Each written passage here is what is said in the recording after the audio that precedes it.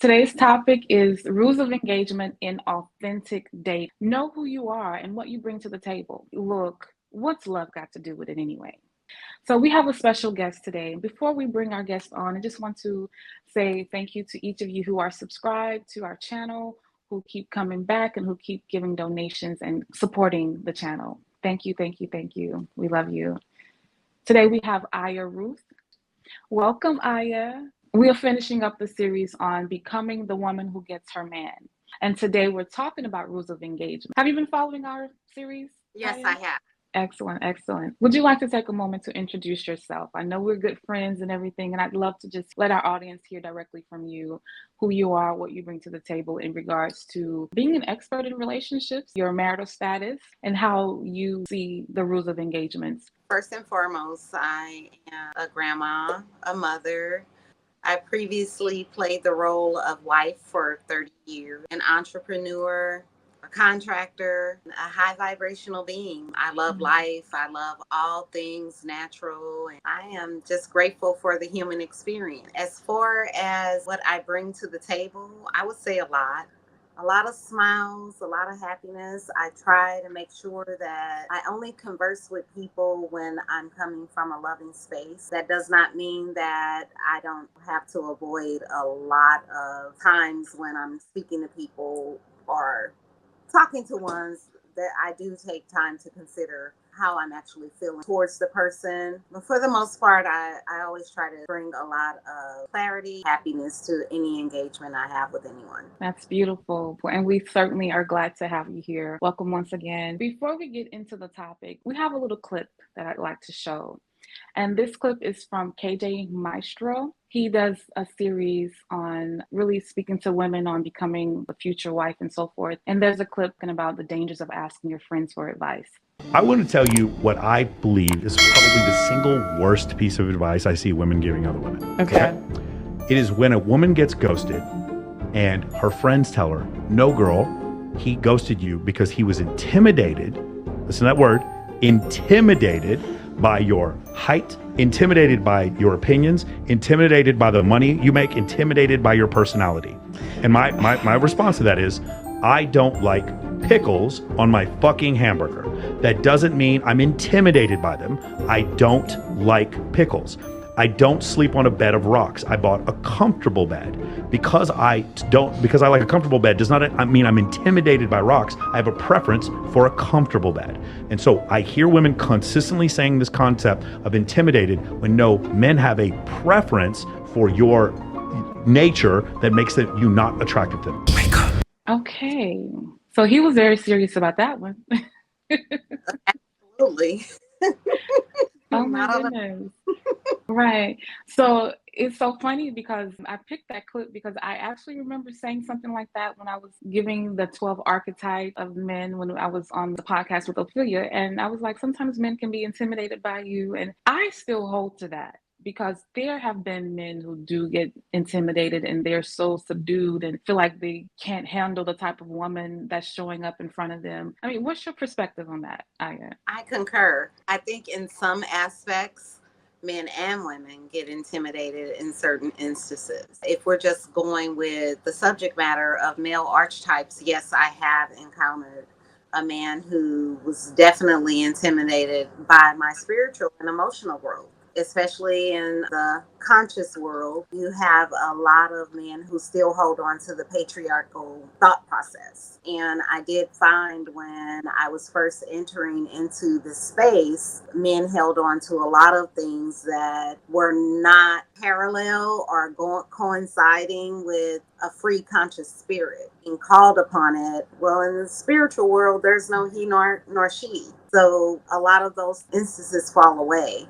And I have found a lot of intimidation, feelings of men being intimidated when approaching some of those tough subjects. So I can definitely relate. Exactly. And I understand where he was coming from at the same time when it comes to what you like and what you dislike and so forth. But I think that's really taken care of early on in the initial introductions, I guess I'd say. It doesn't take you long to find out whether you like someone or not before you really dive into the dating aspect. So I think the more you get to know someone and you see the depth of their character, I think that's more or less when the intimidation does arrive. And then that's why guys begin to ghost women, because I don't see why, if you're emotionally intelligent and you're socially intelligent, why you can't communicate and just say, well, I have a preference for a different type of woman, and I think we should just be friends, or I think this is where we part ways. That sounds more mature, right? Rather than to Yeah. just ghost someone. So the fact that someone has ghosted you, or, a woman, it says that they're intimidated and they don't know how to communicate. That's kind of the definition of it, that whole little belittling. They see themselves as less than in some cases, and they're not on your level, so they don't even know how to communicate with Now, sister, you just brought something to my attention that I had not considered. On the subject matter of ghosting, I've always felt like it's more of an arrogant type of measure. I'm going to walk away before you realize my flaws or my insecurities. So let me just step away before you really catch on. you. I've always felt like it had a lot to do with them feeling the pressure, maybe perhaps of a woman being able to get down to the meat and potatoes of them, peeling back those layers. And I feel like once a guy realizes that a woman is serious and in dating intentional, if they have some idiosyncrasies that are not measuring up, I feel like those type of men are much faster to ghost. Mm, that's very serious. Wow. So, one other comment that was made, of course, in regards to the topic, look, what's love got to do with it? I've been told by a few men here and there, that they're not looking for love, and oh, love is dangerous, and love is this, and love is that, and oh, I'm not in the relationship for love. And even they said marriage is a contract. And so, if you're in it for stability, or to share space, or to have a two income household, and there are various reasons. A lot of people think that love is an emotion, but I would venture to say that love is not necessarily an emotion, that, oh, I feel love. People use that word for lack of depth, I feel. But love Mm. is a state of being. It's almost like you travel somewhere. So when you have your state, and then you narrow it down to your city, then you narrow it down to your community, you narrow it down to your street, then you narrow it down to your house, the house that you're in, the yard, whether you're inside the building, in the yard, or in a car in the driveway. When you're in a state, it's very broad. Then when you go deeper and you actually get to the nitty gritty of what's going on, and where you're finding yourself, you get to find out more of your specificity of your location and your state of mind, your emotions, and what you're feeling. So I came up with a few words that actually coincide with what people might be looking for when they get into relationships. Sometimes people are just simply looking for someone to be loyal to them. Maybe they've been let down in friendships, camaraderie, maybe childhood trauma, and so forth. And they just want somebody to ride for them. They just want somebody on their side. Some people want companionship. They may be an only child, or the baby of the family, or the one that feels neglected. They just want someone to be close to them. They need that security blanket, and they're calling it love. They're calling being useful. If it's someone that allows them to always give them gifts, or take them somewhere and buy things for them and go shopping. And they're like, oh, yeah, I'm valuable to somebody. Somebody loves me. And even the idea of servitude, being able to serve someone in a specific manner and show compassion and so forth. There are those who have been very mean or angry or revengeful to others. So they get into a relationship and they're looking for forgiveness. They want someone to love them unconditionally, so they can feel that sense of forgiveness, even though they really want the forgiveness from someone else, but they aren't at a place where they can really ask for it. So they look for this in love, forgiveness, or pity, acceptance, respect, and so forth. How do you feel about that, Aya? What do you think about being in love, or what love might mean, and then these other words I've shared here? For me, I've been in love, and I would say to the underdeveloped heart, it's amazing. Falling in love, being in love, and what most human beings believe is love, the aspect of it is amazing. It's euphoric. When you reach a mental state of love, it's beyond euphoric. It's blissful, because it's a state of love from within. I really believe that when people have the concept of love nowadays, it's more so of I met this guy, I met this human being, because it's not always a guy, but I met a person, and we gel, they click, and they think that is what's love. What really It is a lesson in love. The probably the first or second degree measure of love, meaning outside of family love and outside of your self love. That's the first essence. That's probably when the love things clicks for human beings. And moving further with what you stated in the beginning, as far as men that you've spoken to who are not per se looking for love in a relationship, I would believe that that would be men who have already fallen in love, who have already fallen in the fallacy of love. And then moving forward, you realize that there's so much more to looking for a partner or a forever person, because the love is, a lot of it is lust and physical and presence. When looking and seeking a partner, you would want to seek someone who's fulfilling out of sight. You would want to seek someone who knows you by the tone of voice, who knows that grimace on your face. You would want to have someone who pretty much knows themselves. And then that's a reflective essence of love. And I believe that is the state of mind of love that most people want and aren't sure how to grasp it. Wow. You've certainly gone deep on that topic, and I concur. Love can be something completely indescribable and blissful and everything. And a lot of times we lack the words to express what it is, and it is something that can overtake us.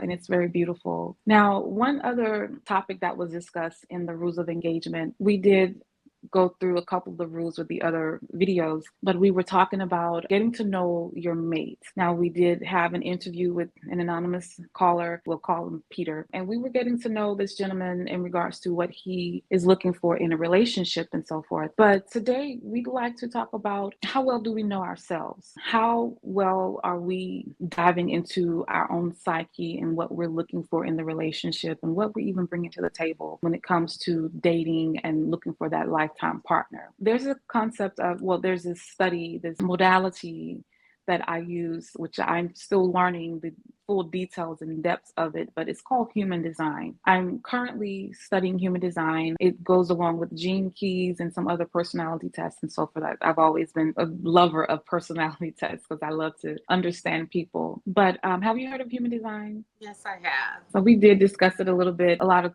clients that I get, I do pull their charts. I do look up their design type, and the inner authority is what really matters when it comes to relationships and knowing where you're coming from in regards to your full chart and so forth. But I did look up yours, and you have the emotions that is your inner authority, which I think is really beautiful. We have a little bit of information about the emotions being a complex center in the body. It is perhaps the easiest to understand because emotions are at the core of human nature. But this center is about emotional awareness. It is about addressing which emotional experiences are good for you and which ones are not. Of course, it all depends on whether your emotions are defined or undefined. With the specific chart that is yours, Aya, your emotions are defined, and this is your also inner authority, which you lead with. And it says you're a feeling person, and yet I guess you have little idea about the true scope of your emotions. Chances are that you're the life and soul of the party 1 minute, down in the dumps the next. Welcome to your erratic emotional wave. You are in this life to fly high and sample the cloud nines, and then dive deep and find your nose in the mud. Emotionally, it is your nature to experience the full spectrum of feelings, which from time to time may feel like chaos to you and everyone around you. Emotions never sit still for long.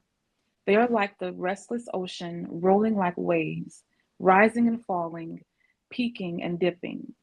When you feel happy, you want to capture that moment. When you feel sad, you wonder when the blues will end. But there is never a state of permanence to emotion. Recognizing these emotional waves and allowing them to pass through you instead of owning you is all a part of your evolution. This is from the Human Design book, Discover the Person You Were Born to Be by Shaitan Parkian. And this is the text I'm reading from. Just sharing that and giving a little taste of what a consultation session might be about when any client engages with me. Just wanted to read that and give you an opportunity to reflect upon that. Aya, did you know how much your emotions played a role into how you show up in relationships before? Or were you just always wondering? I know you said you've been married for 30 years. Have you noticed the wave of emotions that come and go and the highs and lows? Or were you attributing that to maybe your husband or someone else in the family or a situation specifically? Say, well, if we weren't in this situation, then I wouldn't be responding like this, or I wouldn't be acting like that. But let's hear about how much you know in that regard to your interactions when it comes to your emotions. Within that one paragraph, you described probably majority of my adolescent, young adult life, and pretty much mid adult life. Whereas I was confused, which goes along with being diagnosed as depressed, bipolar, having anxiety issues. When I took the time that was needed to know myself and not act as a mother and not act as a wife and not act as a baby sister and all of these numerous hats and labels that were bestowed upon me and some that I chose, I learned myself. And I learned, yes, I am an emotional lady. However, I'm also an empath. So when I began to recognize, oh, I'm feeling this way and there's something I can do to control it. And I began aromatherapy, which was one of my first steps at knowing myself, knowing that I love fragrant things. I began to do a little plant therapy. I volunteered at the greenhouse at the university that I worked at. Rather than taking lunch with people, I would just, go in the greenhouse and hash out those emotions that I was leading with dealing with students who, may not have their financial aid, from students who were afraid of their parents' upcoming divorce. I learned that I emotionally attach onto a lot of heavy emotions. And I also learned that I wasn't that much of a comical person either. I used to wonder, why don't I like comedy? Well, because I'm an emotional being. And with all of the heaviness that was around me, until I found myself, it would be really hard to smile. So it took a lot of trauma, a lot of learning, a lot of books, a lot of curiosity for me to really know myself. However, bouncing back to the human engineering part of it, I feel like if I had had access to that knowledge early on, of course, I would have handled things probably a lot smoother. But I also know that we are here by human design.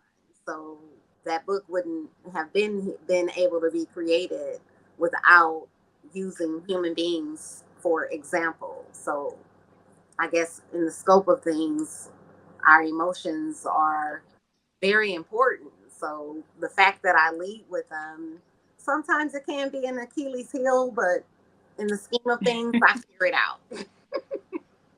Right, right. And I'm glad you mentioned some of the ways that you were able to tap into your emotions and get kind of the balancing and the spaces where you're using them to your advantage and not allowing them to take over you. I wanted to go into just a little bit of ways that we can tap into our own energetics. And you mentioned being an empath and so forth. I handle a lot of crystals here and there. I used to have a big bowl of them in my home where I would give them out to people who come by and visit. But I have rose zirconia around my neck, and it brings in more of a loving, pleasant disposition. I have selenite, which is also the same crystal that my bracelet is made of. Many people, I actually got a compliment on this bracelet yesterday, but this is the raw form of the selenite, and it helps you to tap into your emotions and so forth. I'm sure there are those who are more experts on the crystals, but this is another rose zirconia in a rock form that just like this one. And then I have amethyst. It's a very good crystal to give you that spiritual mindset. And okay, I'm trying to think of everything. But one other thing that I have is Palo Santo. Whenever we're facing a lot of heavy, thick emotional energy, energetics, and so forth, it's good to cleanse your space, especially if you have a lot of arguments with your spouse or heavy discussions, or that you want to clear the air with, you can sage and let the smoke go around, or you can use Palo Santo. I also have a singing bowl, which is something that we can do as well. You can clear out negative energy and clear emotional charges with sound. This is a mini singing bowl, and I don't really use it very often. But another thing as well, you have essential oils, and people really sleep on essential oils. And I think lemon, I use lemon a lot. Any citrus, of course, like grapefruit oil, orange oil, lemon oil, your citrus oils are very cleansing and clarifying for you. And then the clove is another oil, sandalwood, and so forth. There are many. I'm sure you mentioned aromatherapy. I'd love for you to really go deeper into that in just a quick second. But another thing is, when you're dealing with relationships, you know how people have those totems or something that this is an example of, it's an anchor, but let's say you have a heart or whatever symbol that reminds you of your love and reminds you to bring yourself into a more grounded state. Sometimes you can have something in your pocket, like I showed the crystals, that remind you to come back to earth. When you think of what connects you to people or connects you to your state of peace, just having something that will in your pocket or your purse or something is good. And then along with the Palo Santo and sage, burning incense is also really good to set the tone of your space. And these were some suggestions when I was thinking about giving one of my clients some ideas of showing love and bringing the unity back into the relationship. Sometimes we can allow damaging situations and conversations and interactions to happen, but then we forget about healing, the method of healing, and to bring back the balance into the relationship. That they must be willing to work on the relationship, whether it's a salt bath, whether you put rose petals and essential oils in your bath and either have a couple's bath or individually cleanse your aura, your energy, and so forth. I'd like to give you a moment to respond to that, Aya, and then we're going to do a meditation shortly as well. Oh yeah, we have so many things in common, Soleah. So you pretty much mentioned all of my stone collection. I began with aromatherapy, not the greatest, but like the Bath and Body Work candles, and then I found some ladies here locally in Missouri who have candle products, and I found this one young lady. Her candles are also massage oil. They burn into massage oil with these really, really wonderful exotic scents. So I began with burning the candle, and then when I was at the cool down point, I would massage the bottom of my feet with the aromatherapy oil, and my arms, which left for a very pleasant sleep, because it's on my arms, and I would sleep, fall asleep with my face in my elbow.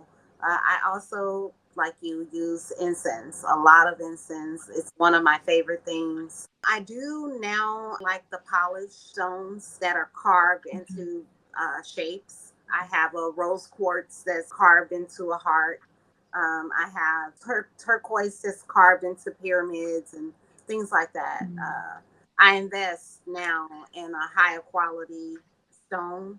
I used to, when I would go on vacation to like Las Vegas, Arizona, California, I always find natural stone stores along the way.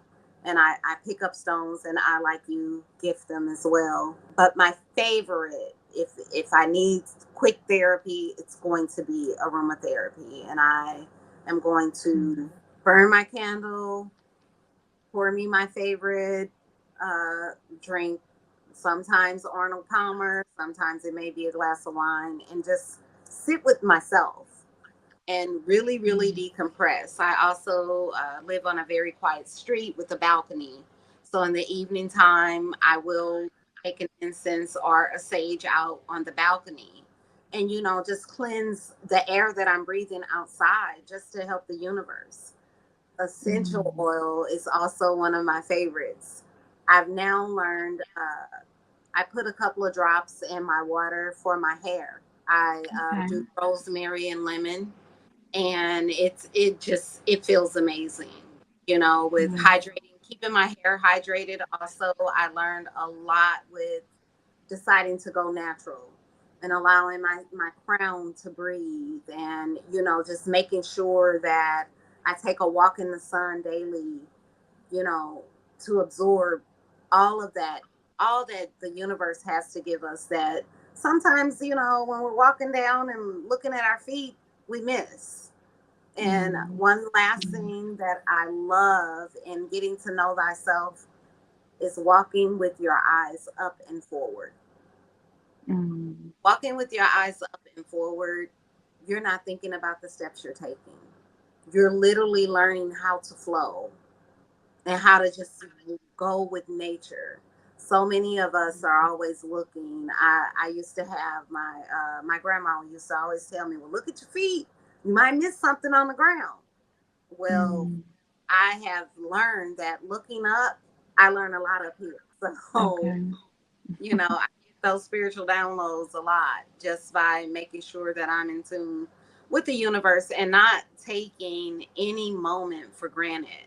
Always embracing it and loving where I am, which goes right in line with our topic. Love has Mm, everything to do with it and nothing to do with it. mm. And as you were speaking, I was getting some downloads as well. It's so interesting, when you're talking about the looking up and outward, you want to keep your head, your brain above your spine. You want to keep that spinal alignment. And a lot of times when we do go into looking downward, we bend, kind of like the same with wiring. If you have a charger that you always keep it folded up and tied up, and it can go short very fast. And so we are electromagnetic beings, right? So with that, we don't want to cut off the flow of energy, and especially when you're dealing with the chakras. Your chakras, the energy rises from the bottom up and so forth. And one thing in regards to, I want to make sure we give a full coverage of the aspect of the topic of what we're bringing to the table, because just like women go through traumatic situations and issues and situations where it comes to family or people in the community, and whether it can be dealing with sexual issues where we've been molested, we've been raped, we've been mishandled in love, when it comes to love, and we're looking for rescuing or healing from our partner. Men actually have gone through various situations. Men deal with some of the same things that women have gone through when it comes to trauma. So when we know healing for ourselves, we bring healing, also the results of that healing, into every relationship we find ourselves in. And that's why it's good to know what you've been through and what you're bringing into a new relationship, because what you forget about, or what you kind of put on the back burner, you may forget that that same thing can be of service to your partner. It can be just why the universe brought you two together. But a lot of times we get so superficial. We want the money. We want to go out to eat, buy me some shoes, buy me some jewelry. I want everyone to see my handsome mate, my gorgeous person. And, we can be so superficial. But when we bring depth into the relationship and all of the good things from the spirit realm and from our emotional realm, it brings a higher level of existence to the union, and especially if you have children, you bring awakened children into the union, and it's energies to the family, and mothering a child with your partner and so forth. First and foremost, I would like to send a big shout out to the man who I did marry, because he we had some beautiful years. We Mm, did a lot of great things together. We created two beautiful daughters, and we have a grandson who is the light of everyone's life. Along those lines, marriage can be beautiful. Um, mm, However, I feel like nothing lasts forever. And first and foremost, for my mate, who we are currently like best friends, and uh, really going to through this next phase of life, I would hope that he can look back on the good years one day and embrace those. It's very unfortunate that he feels the way he does, because he does have a sense of feeling rejected, which is Mm-hmm. natural.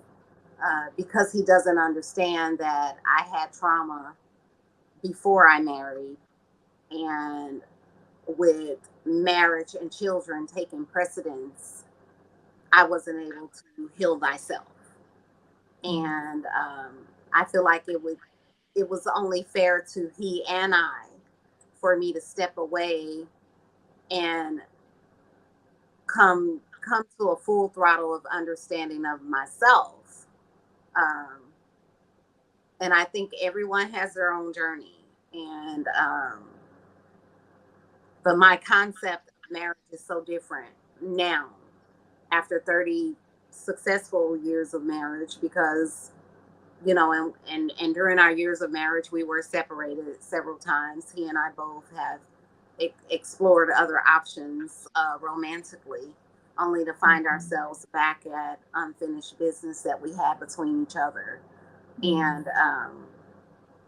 the second go around was pretty different, because he had experienced other people and I had experienced other people, and both of us had learned so much. We got married at a very early age, so I feel like the break was definitely necessary and needed. And even Mm-hmm. this go around, I know that it's time for he and I both to really understand what love is, and if marriage is in the future for he or I with another person, or maybe just figuring out what to do with oneself. I think that a lot of human beings have the concept of marriage based upon what they've been told. And marriage is a whole experience. And I definitely believe the more mature the brain, the better when it comes down Mm-hmm. to partnering and fulfilling a long term contract. Now, I also I believe. like something you said when you said that, if you don't mind me kind of interjecting here. You did say love has everything and nothing to do with it. But even when you talk about the times that you separated during the years of your marriage and then you came back and you had unfinished business and we wanted to see what love had to do with it, one thing that many of us fail to recognize is that because the state of love can bring in healing, and the relationship itself is founded upon a particular purpose, when we don't look at the purpose for the relationship, we think it's going to last forever. We think, oh, the marriage is to death do us part. But it's not the case. If there was a specific purpose for the union, once that healing is complete, then Mm, so is the relationship. And one thing that, when you see people in relationships coming, breaking up, getting back together, breaking up, getting back together, they're thinning out the cord to a degree, like when you have those big, heavy, big, thick ropes, and it's hard to break away from someone. But of course, giving yourself a breather and come, it's like you're pulling a layer of that rope off. And then mm, you're coming back and pull another layer so that you're able to break the cord. You're able to separate in an amicable way, because it's the same as if you go to a hospital. You don't, just because you're born in a hospital doesn't mean that you need to spend the rest of your life in a hospital. And when you go through relationships, and some people think that just knowing that healing can happen. So according to how you interact in the world, either you can allow things to beset you, like the Bible says, lay aside every weight and sin that so easily beset you. You can allow things to beset you and just sit on you, and you can carry the weight of pains, of trauma, of unhealed situations, unhealed mentalities and relationships, and be stuck for the till death do you part. Or mm, you can allow the seasons to happen and the seasons of change to come into your life and spring up something new. We forget about newness of life. We mm, get stuck in a rut. Either you can actually allow the seasons within your relationship. Now, some relationships you can tell where the couples are just so vibrant, they're attuned with their spirit, and they, one year you see them going to Jamaica. Next year they're going to Paris, and they're just renewing different aspects of their relationship. And it's so beautiful to watch. But then you have those that every time you see them, I don't even know why he on my shoulder. I don't even know why she, it's just like you can see that energy, and you wish that somebody could just throw a bucket of water on them and wash them clean of their energy that's been besetting them. But knowing that love has nothing to do with it, but everything to do with relationships and interactions and so forth, it helps us to understand the passing of that union, of that connection. And so it's a beautiful thing, honestly. We're going to go into a meditation. As we all recognize, I do this with every podcast, and it's for the purpose of receiving the message and kind of sealing the truth and the wisdom and the knowledge that has been delivered in this time frame, that we don't want to miss anything. We want to allow spirit to gel things within us and allow us to ingest and digest just what we need from this conversation. So we're going to go ahead and cue in the meditation music. Let me see.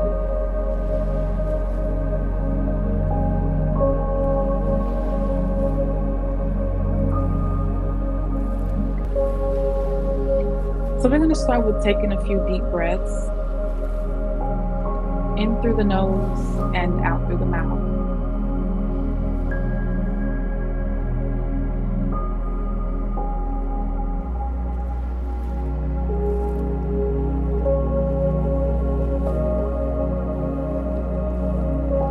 And we have some affirmations that we're going to share. Our first affirmation is, I intend to fully show up to my relationships. Repeat after me. And I intend to fully show up to my relationships.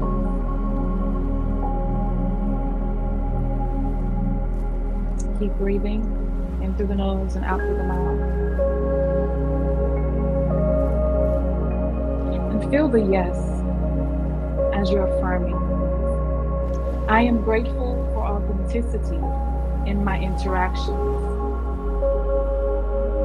Again, I am grateful for authenticity in my interactions.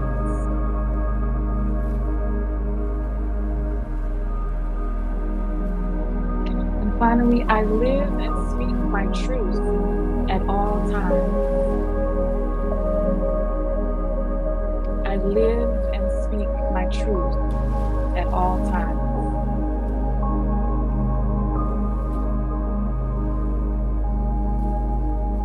Just giving it a few more moments with the music.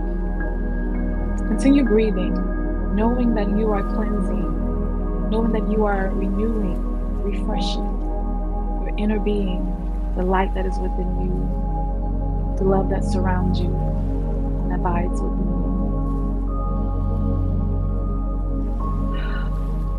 Love is a state. It brings about certain actions and behavior. We give thanks.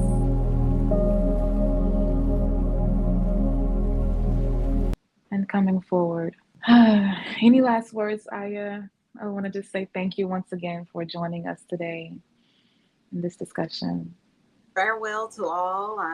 Make sure you subscribe, and I hope this is a to be continued interaction. Thank you. Yes. Thank you. Thank you as well. And I'm so grateful that you mentioned subscribing. We certainly do hope everyone is subscribing so we can get the notifications, hit the bell, and we do give thanks for those of us who are contributing to the podcast and to this service of love. And just if you feel so inclined to give a donation of any amount, we certainly do welcome it at $Rayne9 on our Cash App. We'd like to just simply say thank you. And to anyone who's out there viewing, you're welcome to comment. You're welcome to email us at soleahtransformation@gmail.com. We have soleahtRayne.com if you're interested in signing up for a consultation. And we're just here to share and be of help and guidance to those in need. Thank you once again, and we are out. Heaven knows just what you need. Let all good things